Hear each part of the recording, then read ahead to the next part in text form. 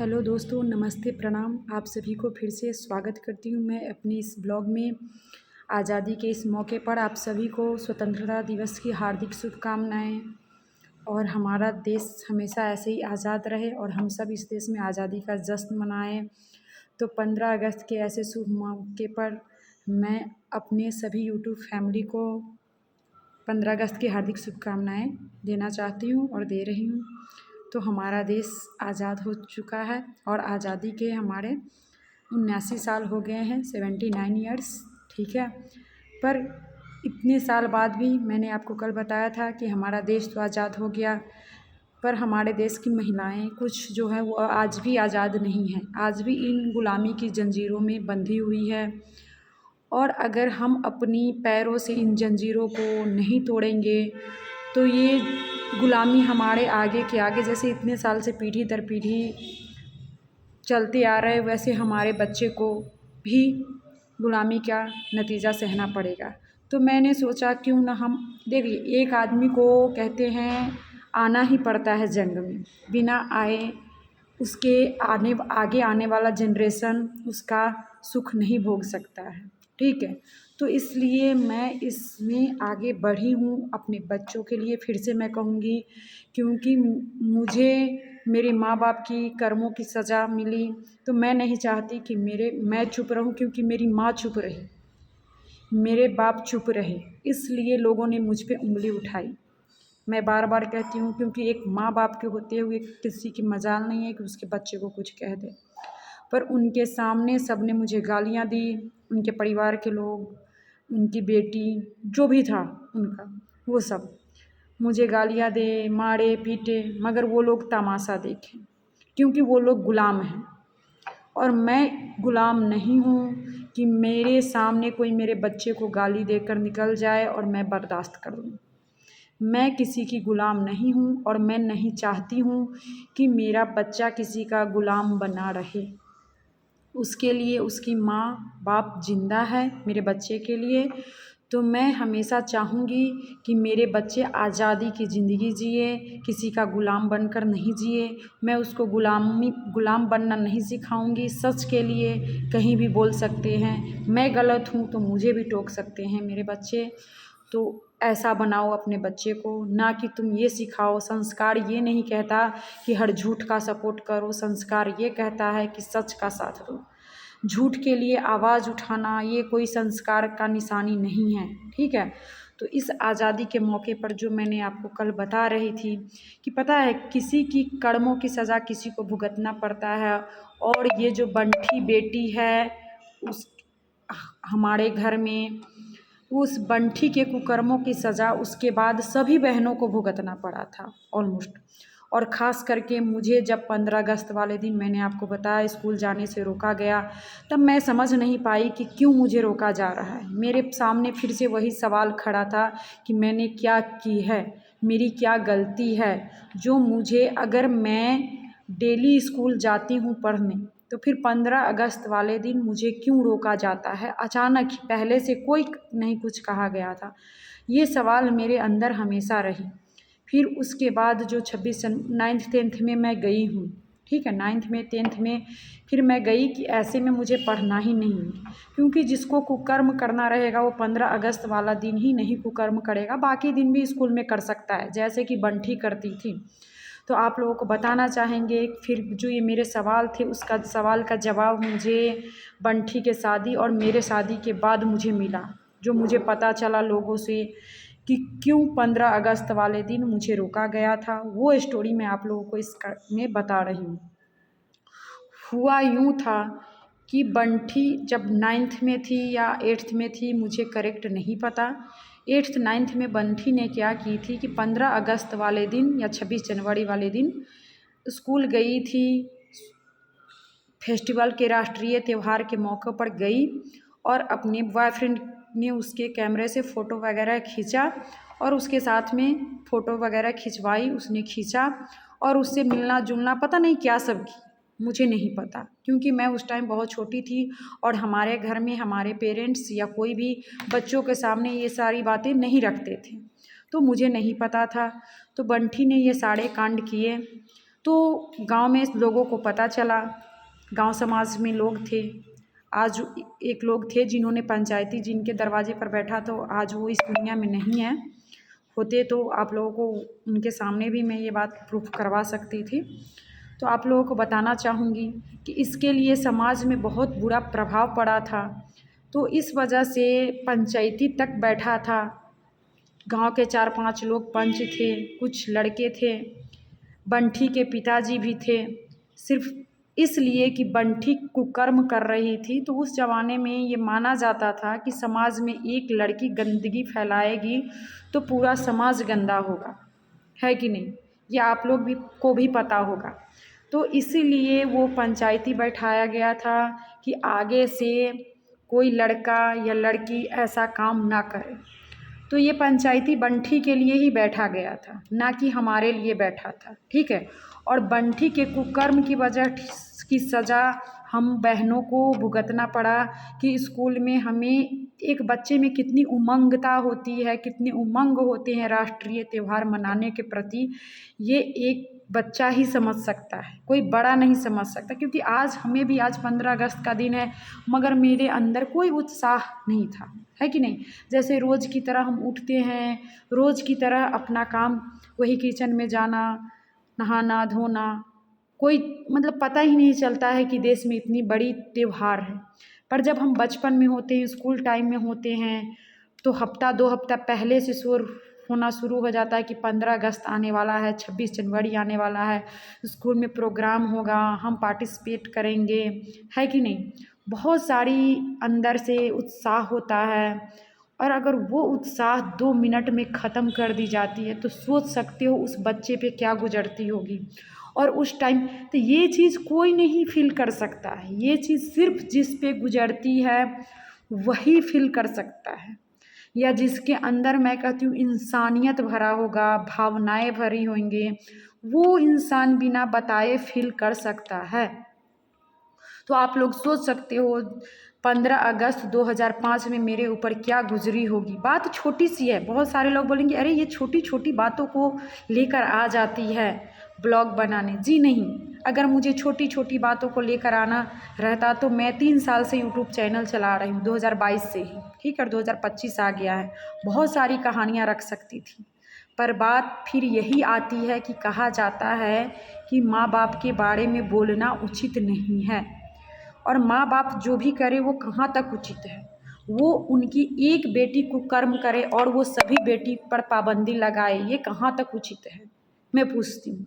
फिर भी मैंने बर्दाश्त किया ना, मैं किसी को कहने तक नहीं गई, आज तक किसी को कहने नहीं गई। ऐसा तो नहीं था कि उन्होंने ऐसा किया मैं पूरे गांव समाज में जाके उस टाइम शोर मचाना शुरू कर दी कि अरे मेरे बाप ऐसा है, मेरी माँ ऐसी है, कभी नहीं। अगर बोले हुए हैं तो हर इंसान के दिल में होगा, उनको अच्छा ही बताए, उनकी मजबूरी थी। पेरेंट्स का काम होता है कि चलो अपने बच्चों का ध्यान रखना। उनको डर था कि बंठी कुकर्म की है तो कहीं आगे कोई और भी कोई गलती ना कर दे, ये उनकी अपनी सोच थी और अच्छी सोच थी। हर माँ बाप ये सोचता है, मैं इस सोच को गलत नहीं कहती उनकी, मगर हाँ ये गलत है कि अगर उनकी वो बेटी गलत है, आज के डेट में भी वही बेटी सारा घर परिवार खराब कर रही है, तो बात ये है कि उस कुकर्मी बेटी का साथ वो क्यों दे रहे हैं। अगर वो या तो पीछे बैठकर तमाशा देखे थे, या फिर मेरे पति बार बार एक ही बात बोले थे, या तो वो सभी बेटी को छोड़ देते, या सभी बेटी को जिन बातों से उलझन थी उसको वो सुलझाते, ना कि वो एक बेटी को सपोर्ट करके दूसरे बेटी का तमाशा खड़ा करते। गलती उनकी यही है कि एक बंठी बेटी के कुकर्म की सज़ा दूसरे को देना तो उनकी फिर शुरू से आदत है। इसलिए मैं 2005 में गई हूँ कि उस टाइम भी उनकी बंठी बेटी ने जो कुकर्म किया था हाई स्कूल में जाकर, उस कुकर्म की सज़ा हमें क्यों मिली, हमें क्यों दी गई, ये बताइए। मैंने तो नहीं कोई कुकर्म किए थे, तो मुझे क्यों उन्होंने ऐसा सज़ा दी थी, मैं यही पूछ रही हूँ। तो फिर आज भी उनकी बंठी बेटी ने चालाकी की, चालबाजी की, साजिश की, और वो नाम मेरा बदनाम करते हैं कि मैंने की है। अरे मैंने, अगर मैं साजिश करती तो मुझे समझ में भी आती साजिश, मैं तो समझ ही नहीं पाई उस बंठी का साजिश। और अपने माँ बाप की साजिश, ठीक है, कि कैसे साजिश के तहत वो मुझे दोबारा ले जाते हैं। अगर एक जो जैसा करता है उसको वो चीज़ समझ में भी आता है, ठीक है, तो मुझे समझ में नहीं आया। तो आप लोग को बता रहे थे ना कि 15 अगस्त से मैं नाराज़ होकर, उन लोगों से गुस्सा होकर खाना पीना छोड़ के 17 अगस्त वाले दिन तक मैं नाराज़ थी, रूठी हुई थी। मुझे मनाता कौन है भाई? उस घर में तो बच्चे इतने हैं, हमारे एक बच्चे होते हैं तो थोड़ी देर के लिए रूठते हैं तो हम उसको मना भी लेते हैं, पर हम लोग तो इतने थे कि हम रूठते थे तो मनाता कौन था, है कि नहीं? हाँ, तो मैं आप लोगों से बताना चाहूँगी, वो थोड़ा सा चली गई थी तो वीडियो स्किप करना पड़ा। तो उनकी बंठी बेटी की कुकर्म की सज़ा हमें भुगतना पड़ा था और 17 अगस्त तक मैं रूठी हुई थी, नाराज़ थी। और फिर खबर आती है कि उनकी बंठी बेटी को बेटी हुई थी उसी दिन, ठीक है। उसके बाद फिर मेरी नाराज़गी दूर हो जाती है। और उस टाइम मैं ये कहना चाहूँगी 17 अगस्त को जब उसकी बेटी हुई थी और वो आई थी रेवासी पकड़ी हॉस्पिटल से, तो उस रात को उसकी माँ क्यों नहीं सोई थी उस कमरे में? मैं तब 8th क्लास में थी और रात भर जाग कर, जब छोटा सा बच्चा, आपको पता है, सारी रात जाग जाग कर मैं उसको दूध गर्म कर कर के इन लोगों की सेवा की थी। मैं ही सोई थी उस कमरे में, इसकी माँ कहाँ थी तब? क्यों नहीं एक माँ होने का फ़र्ज़ निभाई थी? और मैं देखो, जो लड़की 2 दिनों से रूठी थी, वो उसके बच्चे होने पे, उसके ही बच्चे के लिए मैं जाग जाग कर उसकी बेटी को दूध गर्म कर कर के रात भर दूध पिलाया था, ठीक है। लालटेन पर, दिए पे, जिस पे मर्जी दूध गर्म कर कर के दूध रखा गया था जिस दिन बच्चा पैदा होता है उस दिन। और ये जबकि इसकी तो ऑपरेशन से भी नहीं बच्चे हुए थे, नॉर्मल हुआ था, फिर क्यों आराम की थी? और उस टाइम भी सेवा करने के लिए मैं थी। तब मैं बहन समझ के उसके बच्चे को अपना बच्चा समझकर, जिस लड़की ने 2005 से ही इसके, फिर भी इससे नफ़रत नहीं करती थी कि इसकी सज़ा मिली थी मुझे, और उससे प्यार करती थी, उसके बच्चों से प्यार करती थी, वो क्या ये कर्ज चुका सकती है? मेरे बच्चों को उसने किया है या मेरे माँ बाप ने? तब मेरी माँ क्यों चली गई थी सोने अपने कमरे में? मेरे माता पिता जिसके बच्चे हुए थे, अगर इतना ही प्यार था उसको अपने नाती नतनी से, तो वो एक रात जाग नहीं सकती थी क्या? क्यों नहीं जागी? और मुझे क्यों जगाया जाता था? मुझे ही क्यों कहा जाता था हर चीज़ करने के लिए? उस टाइम मैं बहुत अच्छी थी, बहुत अच्छी। तब तो मुझे ये कहा जाता था, काम लेने के लिए ये लोग मुझे यूज करते थे, क्योंकि मुझे काम करना दूसरे के लिए, अपने लिए पसंद था। और आज अगर मेरे यहाँ कोई आया तो यही माँ बाप कहती है कि मैं महारानी की तरह सेवा करवाने के लिए बुलाती हूँ। अरे पूछो उस जो इंसान भी मेरे यहाँ आया, मेरे सामने बोले कि मैंने उन पे क्या अत्याचार किया, क्या सेवा करवाया किसी से? क्या कोई अपने घर पे खाना बना के नहीं खाता है? मेरे घर अगर आके बना के खा लिया तो क्या हो गया? वो अपने घर पे सोए सोए किसी को खाना मिल जाता है। कोई जितना अपने घर पे काम करता होगा उससे कम ही मेरे यहाँ काम करने को मिला होगा, ठीक है। और मैंने किसी को प्यार दिया होगा तभी मेरे यहाँ किसी का दिल लगा। फिर जाने के बाद तुम किसी के दिमाग में जहर घोल दो और उसको हर चीज़ में बुराई नज़र आने लगती है, वो तो गलती फिर सामने वाला का भी होता है कि अगर आपके दिमाग में कोई निगेटिविटी डाल दे और आप लोग उनकी बात मान लेते हो। अरे आपको मैंने कष्ट दिया है तो सामने से बोलो कि तुमने ये कष्ट दिया, जब तुम होते हो तो मुझे बताओ, ठीक है। पर ऐसे माँ बाप की बात में आकर और ऐसी बंठी बहन के बात में आकर अपने आप भी अच्छा रिश्ता खो दोगे, समझ गए? क्योंकि ये लोग तो मेरे से फ़ायदा ले चुके हैं ऑलरेडी, और मेरा नेचर है ऐसा, मैं चालाक नहीं हूँ, ठीक है।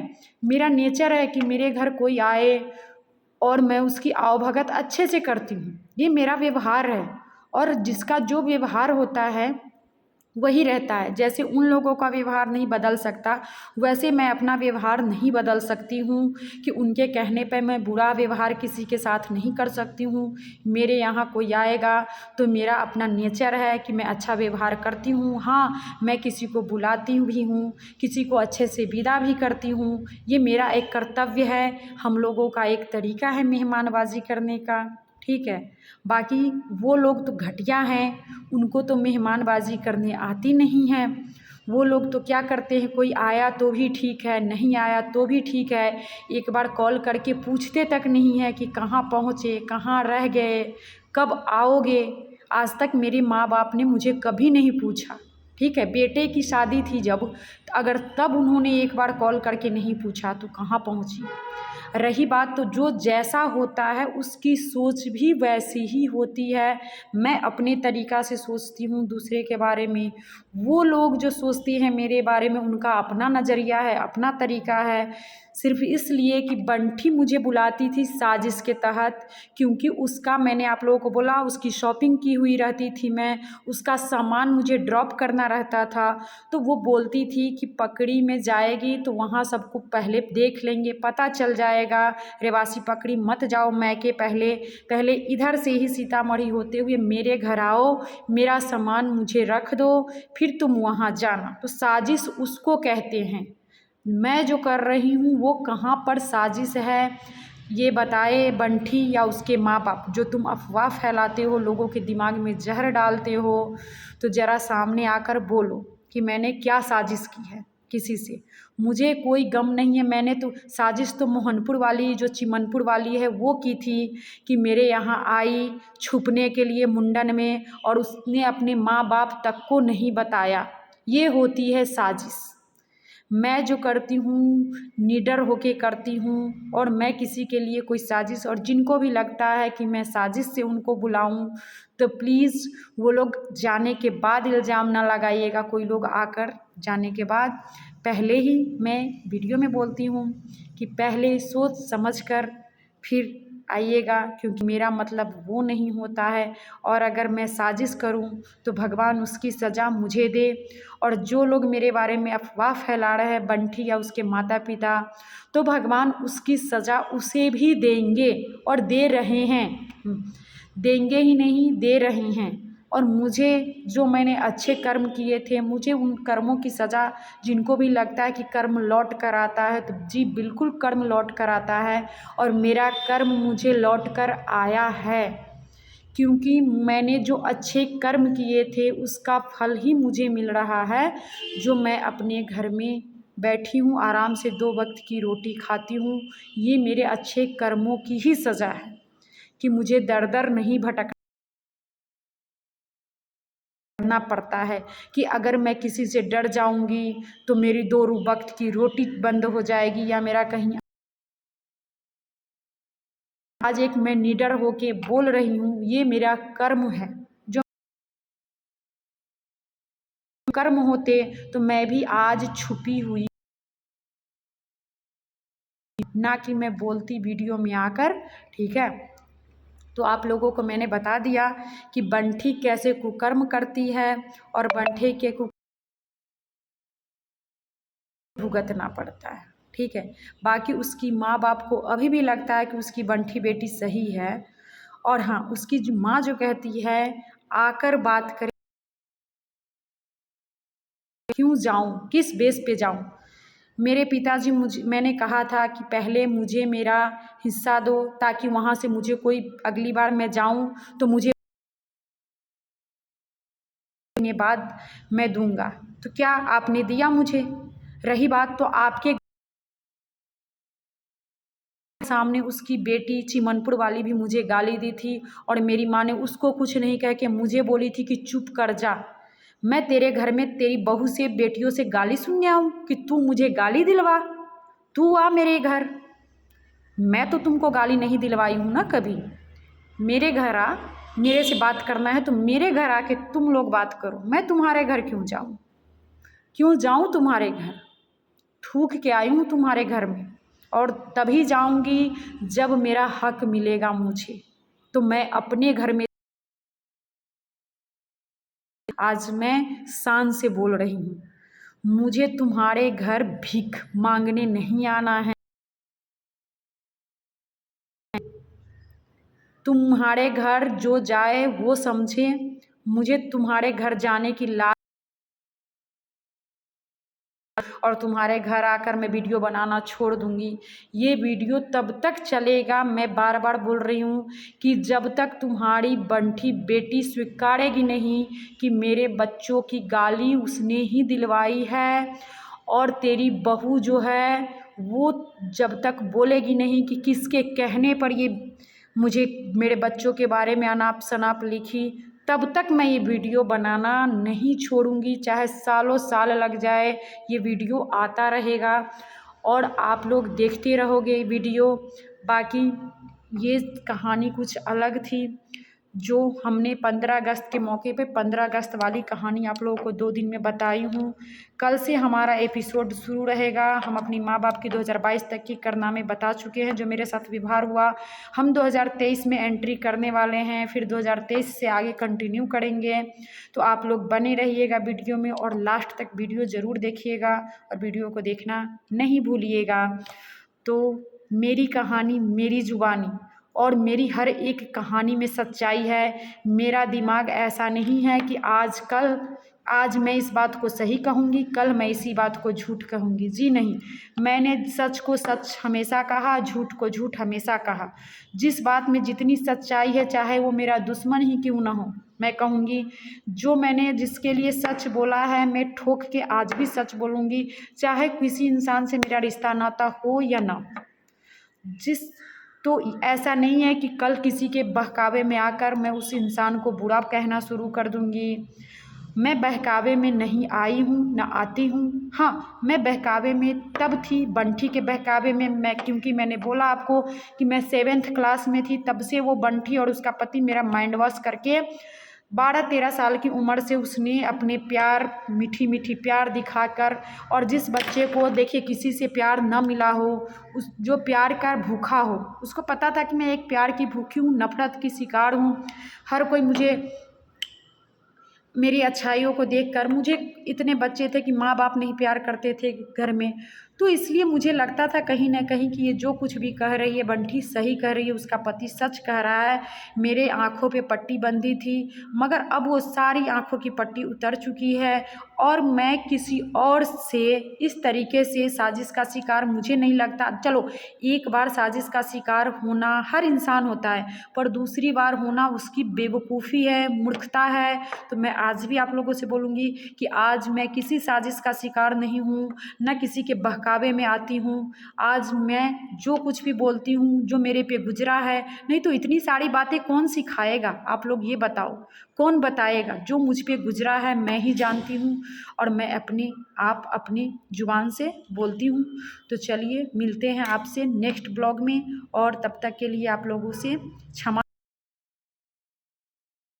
कहानी में 4 लोगों को प्रति है, पहले तो 3 लोग था, मगर एक चमचा कूद कर आया था बंठी का चिमनपुर वाली, तो इसलिए मैं उसको भी इसमें कह देती हूँ लाइव में। तो आप लोगों के लिए मैं लाइव आऊँगी, तो आप लोग लाइव से जुड़िएगा और हमारा वीडियो देखते रहिएगा।